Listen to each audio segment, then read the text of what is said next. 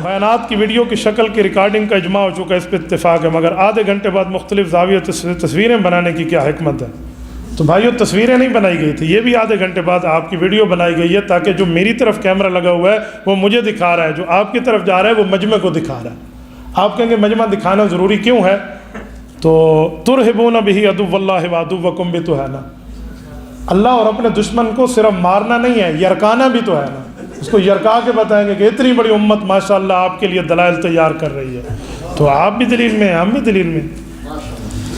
مجتہد کی غلطی واضح ہونے کے بعد تقلید واجب ہے تو کیا رسول اللہ سے تقابل نہیں ہے؟ حضرت شیخ الہند کا جملہ، شیخ الہند رحمہ اللہ کے اس جملے کی وضاحت یہاں موجود ہے، تو میں ایک جملہ آپ کو کہتا ہوں، مجتہد اگر غلطی کر لے تو اس کا جواب حدیث میں ہے، کتاب الاحکام صحیح بخاری جلد نمبر 2 صفحہ 1092، حضرت عمرو بن عاص رضی اللہ عنہ راوی، اللہ کے رسول نے فرمایا اذا حکم الحاکم فاجتہد واصاب لہ اجران، مجتہد ٹھیک کام کرے 2 نیکیاں، ان اخطا لہ اجر، غلطی کرے تو 1 اجر اللہ پھر بھی دیتے ہیں۔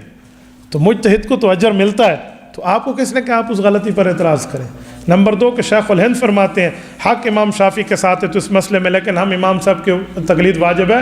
میرے دوستوں میں ایک بات آپ کو کر رہا ہوں، امام صاحب رحمۃ اللہ علیہ کے مسئلے کے مقابلے میں جو امام صاحب شافعی کے لیے شیخ الہند رحمہ اللہ نے فرمایا کہ وَالتَّرْجِیحُ أَنَّ لِلشَّافعی، کہ ترجیح یہ ہے کہ امام صاحب رحمۃ اللہ علیہ کا مسلک یہ، لیکن امام شافعی کے مذہب کو ترجیح ہے، تو اس ترجیح سے مراد حق و باطل کا اختلاف نہیں ہے بلکہ بہتر اور بہترین کا اختلاف ہے، ایک بہتر اور ایک بہترین۔ لیکن کہا کہ پھر بھی ہم محبت ہے امام صاحب رحمۃ اللہ علیہ کی بات کو مانیں گے، کیوں؟ بعض اوقات عقیدت میں اجران کو چھوڑا جاتا ہے، اجرن کو لیا جاتا ہے۔ آپ کہیں گے کیسے؟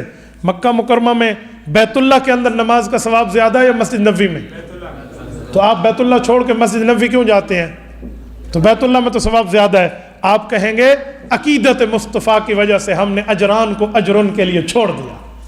تو امام صاحب بڑے امام ہیں، صحابہ کے شاگرد ہیں، عقیدت کی وجہ سے انہوں نے امام شافعی کے مسئلے کی بہترین کو اپنی جگہ رکھا، بہتر کو پھر بھی قبول کیا۔ وہ حق و باطل والا نہیں ہے، بہتر اور بہترین کا اختلاف ہے۔